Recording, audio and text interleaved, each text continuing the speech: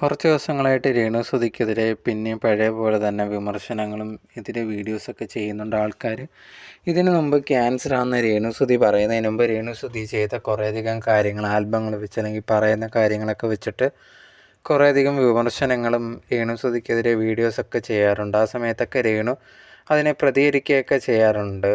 നിങ്ങൾ എന്ത് പറയുകയാണെങ്കിലും ഞാൻ എനിക്കിഷ്ടമുള്ള കാര്യങ്ങളൊക്കെ ചെയ്യും എന്നുള്ള രീതിയിൽ തന്നെയാണ് പ്രതികരിക്കാറുള്ളത്.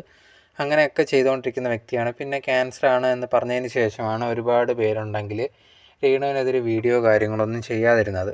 ഇപ്പോഴും ഇതേ കണക്ക് ഇപ്പോൾ ലേറ്റസ്റ്റ് ആയിട്ട് രേണുവിനെതിരെ പിന്നെ ആൾക്കാർ വീഡിയോ ചെയ്ത് തുടങ്ങിയേക്കുവാണ്. അതിൻ്റെ മെയിനായിട്ടുള്ളൊരു കാരണം എന്ന് പറഞ്ഞാൽ തന്നെ രേണു ഉണ്ടെങ്കിൽ അവർ കിച്ചു ഇഷ്യൂയിലുള്ളതാണ്. കിച്ചുവിനെതിരെ രേണു സംസാരിച്ചു എന്ന് പറഞ്ഞിട്ടാണ് ഇപ്പം ലേറ്റസ്റ്റ് ആയിട്ട് ഈ ഒരു രേണുവിനെതിരെ കുറേയധികം പേര് തിരിഞ്ഞിരിക്കുന്നത്. രേണുവിനെ ഉണ്ടെങ്കിൽ എതിരെ വീഡിയോസ് ചെയ്യുന്നതുമൊക്കെ.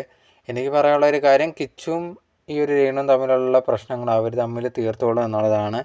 അവർ പബ്ലിക്കലി വന്ന് സംസാരിച്ചിട്ടുണ്ട്, അത് ഓക്കെയാണ്. പക്ഷേ ഈ ഒരു സമയത്തുണ്ടെങ്കിൽ അവരെ വെറുതെ വിടുക എന്നാണ് മെയിനായിട്ടുള്ളൊരു കാര്യം. കുറേയധികം പേർക്ക് ക്യാൻസർ ഇല്ല, ഇതൊക്കെ പറയുന്നത് കള്ളമാണ് എന്നൊക്കെ ഓരോരുത്തർ പറയുന്നുണ്ട്. ബട്ട് അതിന് അത്രയ്ക്കൊന്നും പോകണ്ട എന്നുള്ള രീതിയിലാണ്. നമുക്ക് എന്തെങ്കിലും ദേഷ്യം കാണും എന്നുള്ളതൊക്കെ സത്യം തന്നെയാണ്. പക്ഷേ എന്ന് പറഞ്ഞിട്ട് അവരെ പിന്നെ ഈ ഒരു സമയത്ത് ബുദ്ധിമുട്ടിക്കുന്നത് ശരിയാണെന്ന് എനിക്ക് തോന്നുന്നില്ല.